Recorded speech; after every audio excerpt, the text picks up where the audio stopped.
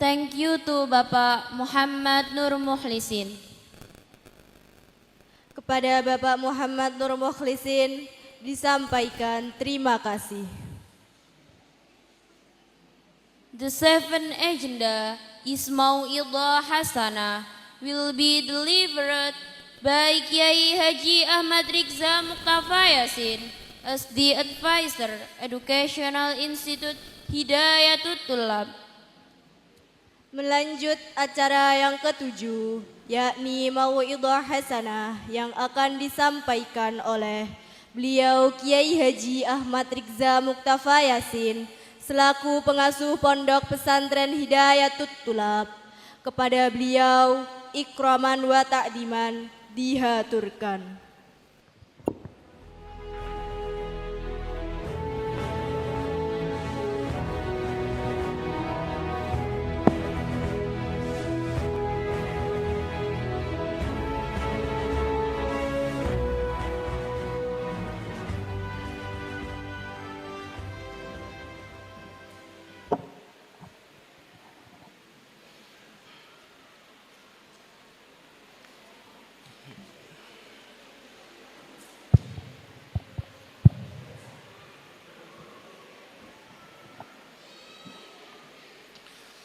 Assalamualaikum warahmatullahi wabarakatuh.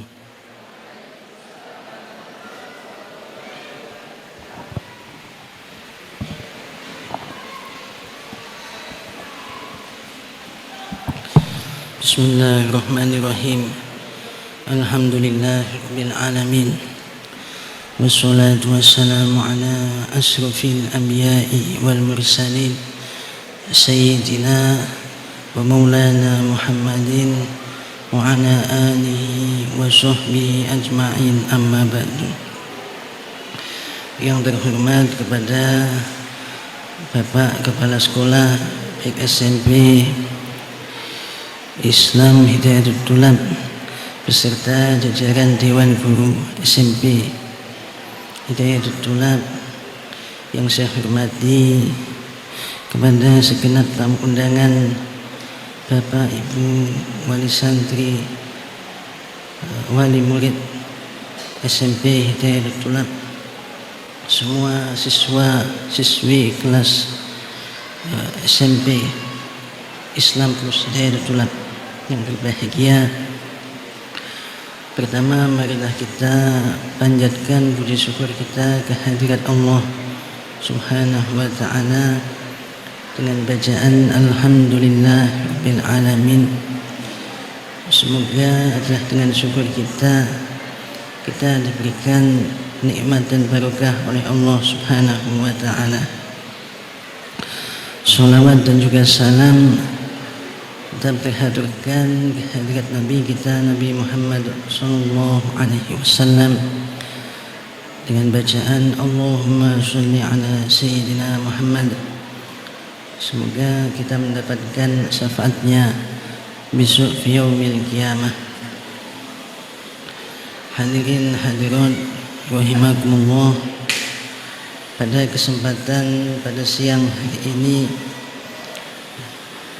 mari kita adalah bersyukur pada Allah Subhanahu wa ta'ala karena kita adalah sudah diberikan suatu nikmat yang sangat besar pada kita semua, yaitu adalah putra-putri kita semua telah ditakdirkan oleh Allah bisa berada di Pondok Pesantren Hidayatul Tulab, apalagi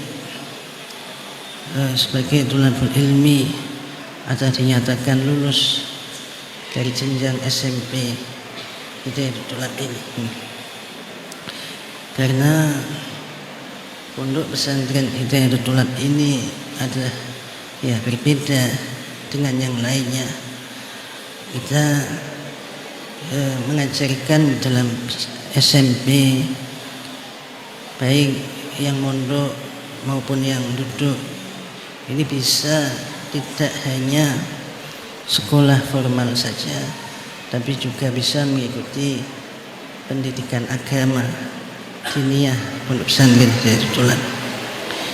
dan adalah hal yang sangat penting, salah satu yang ditekankan, dan juga saya juga sering menekankan kepada pengurus baik itu formal maupun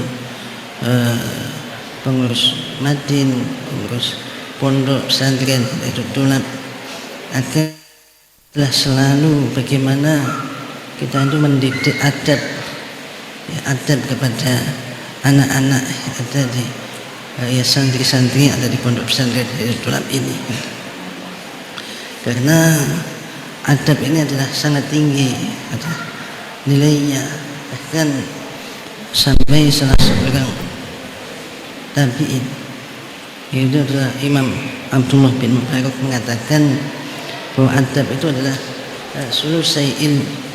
Yang namanya adab itu nilainya adalah 2/3 dari semua ilmu.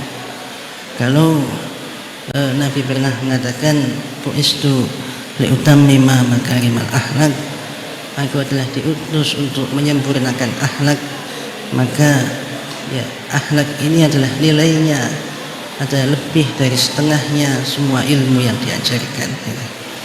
Jadi jangan sampai kita ini memiliki santri, kita memiliki ya murid-murid yang ada terutama di pondok pesantren Darut Tulab ini sekolah belajar ilmu, belajar agama, kok tidak mempelajari ilmu adab gitu.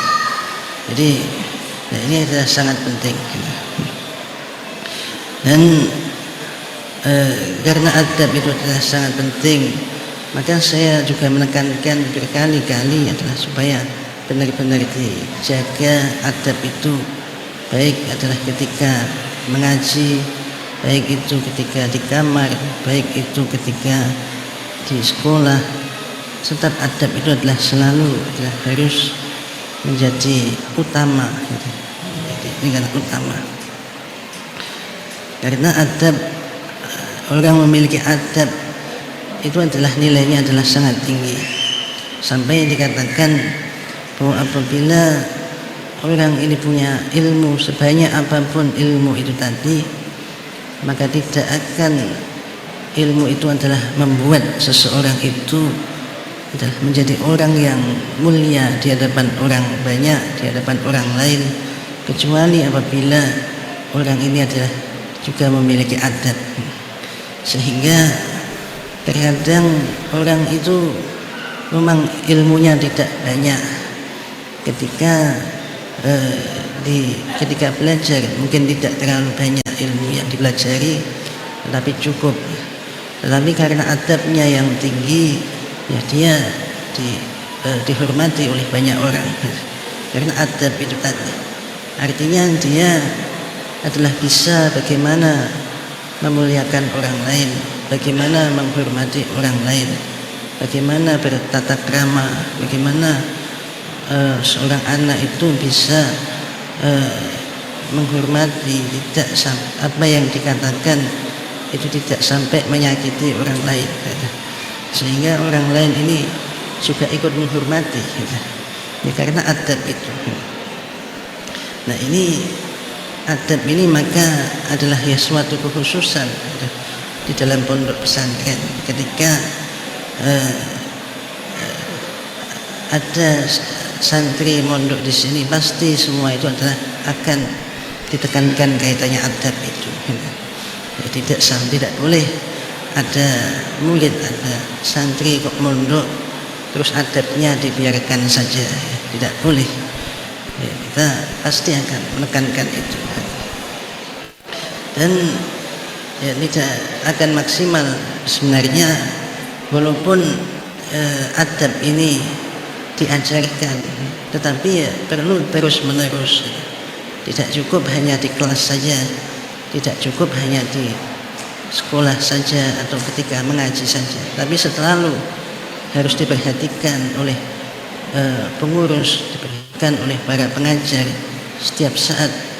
Ada murid itu, ketika santri atau murid ini ada hal yang kurang sopan dan sebagainya, ya ini karena adab itu tidaklah mudah. Adab itu adalah berkaitan dengan akhlak gitu. Jadi kalau kita ingin mendidik anak kita, ingin mendidik putra putri kita adab, ya maka yang agar lebih maksimal adalah ketika dipondokkan. Kalau anak itu tidak dipondokkan, dia ya memang bisa sekolah, ya memang bisa mengaji, tetapi ya tidak banyak waktunya. Nah, jadi salah satu perbedaan anak yang tidak mondok itu, ketika anak itu ada di pondok, maka semua itu adalah ada jadwalnya, ada programnya, mulai bangun tidur sampai mandi, waktunya jamaah, waktunya wiridan, waktunya ngaji, ya mengaji, sekolah dan seterusnya. Semua itu adalah diprogram dengan baik, dan bahkan setiap tahun itu program itu diperbaiki lebih baik dan lebih baik lagi. Tetapi kalau anak itu tidak dipondokkan, ya bisa ya mungkin ketika di sekolah ya memang diajarkan adab itu tadi, tapi ketika sudah pulang ya nanti ya akan dia bisa bermacam-macam pengaruh yang ada di luar. Jadi ketika dipondokkan ini benar-benar ya maksimal program itu. Ya, maka dari itu ya saya menekankan apabila ada santri-santri murid yang belum mondok, ya saya tekankan adalah untuk dipondokkan di pondok pesantren Hidayatul Tulab. Ya, contoh lain adalah ketika anak itu tidak mondok, nanti setelah dia pulang dari sekolah, yaitu lihat TV, nanti nonton TV, lihat HP, dolanan HP, waktunya habis untuk hal-hal yang tidak perlu. Tapi ketika anak itu mondok, maka setiap waktu itu adalah semua itu adalah benar-benar diprogram, semua ini benar-benar diperhitungkan apa yang paling banyak manfaatnya untuk anak itu. Jadi dan tentunya akan aman dari pengaruh-pengaruh yang bermacam-macam itu yang ada di luar pondok itu. Nah, maka ya ini saya tekankan adalah untuk kalau yang belum mondok ini ya saya anjurkan supaya mondok itu. Sedangkan untuk yang sudah mondok ya saya jangan sampai kalau yang sudah mondok ini terus selesai ya, dengan adanya tamat SMP ini masih ada SMA, masih ada kuliah, diniyahnya ini juga baru ibtidaiyah, ya masih ada sanawiyah, masih ada aliyah, banyak ilmu yang masih bisa dipelajari di pondok pesantren Hidayatul Tulab. Jangan sampai anak kita yang mondok di pondok pesantren ini keluar tapi membawa ilmu agama itu ilmu agama yang lemah gitu. Apalagi di zaman sekarang itu adalah banyak pengaruh-pengaruh faham-faham yang bermacam-macam. Kita butuh, bahkan wajib untuk kita membekali anak-anak kita dengan ilmu yang matang gitu. Kalau menurut pengalaman dari kiai-kiai yang pernah saya temui, kan ada yang mengatakan orang mengaji ilmu agama yang setengah-setengah itu lebih berbahaya daripada orang yang tidak belajar sama sekali. Jadi orang mengaji tapi setengah-setengah sudah putus, itu lebih berbahaya daripada tidak mengaji gitu. Karena apa? Karena anak atau siapapun orang itu ketika dia tidak mengaji, dia akan ikut para ulama, dia akan mengikuti apa yang disampaikan oleh para kiai, dia tidak ada masalah. Tetapi kalau orang itu mengaji belum selesai, sudah boyong, belum selesai, sudah putus ngajinya, maka apa yang dia pikirkan, apa yang dia pahami itu adalah agama, tapi banyak yang belum selesai ya. Akhirnya pemikirannya itu kemana-mana gitu. Nah, pemikiran yang tidak pasti, pemikiran yang tidak matang, ini banyak dimanfaatkan, cuma dimanfaatkan oleh orang yang punya faham-faham yang aneh-aneh zaman sekarang ini. Ada dulu ceritanya orang itu ikut masuk kuliah ya. Nah, dia belum belajar agama yang cukup, dia masuk kuliah, kemudian di dalam kuliah itu ternyata juga ada ilmu agama. Nah, ternyata diajarkan oleh dosennya itu, katanya sholat itu tidak wajib. Nah, kenapa kok tidak wajib? Ada dalilnya bahwa sholat itu adalah untuk menghilangkan tanha anil fahsya'i wal munkar. Bahwa tujuan adanya sholat itu adalah mencegah dari kejelekan dan kemungkaran gitu. Nah, kalau orang itu tidak sholat ya, walaupun tidak sholat tapi dia tidak maksiat, berarti tidak apa-apa gitu. Itu kan pemahamannya seperti itu. Padahal yang dimaksud sholat itu adalah tanha anil fahsya'i wal munkar, artinya adalah ketika orang itu sholatnya adalah sempurna, maka orang itu hatinya adalah dijauhkan dari kemaksiatan, dari keinginan-keinginan hawa nafsu dan sebagainya. Nah, tapi karena tidak belajarnya tidak lengkap, setengah-setengah, mudah saja dipengaruhi. Jadi akhirnya tidak pernah sholat. Kalau ditanya ya, dalilnya itu tadi, itu karena sholat itu mencegah dari fahsya'i wal munkar. Padahal pemahamannya keliru gitu. Nah, ini maka penting sekali gitu.